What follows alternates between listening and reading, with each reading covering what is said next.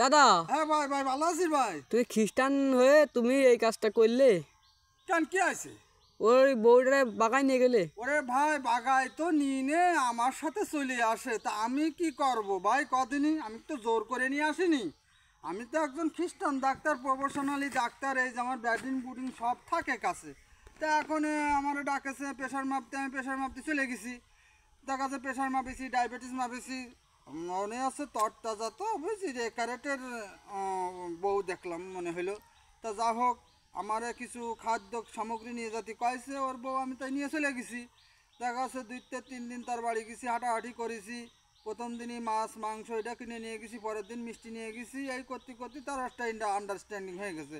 সে বউ যদি আমার সাথে চলে আসে তা আমি কি করব? আমি খ্রিস্টান হয়েছি, তা কি হয়েছে?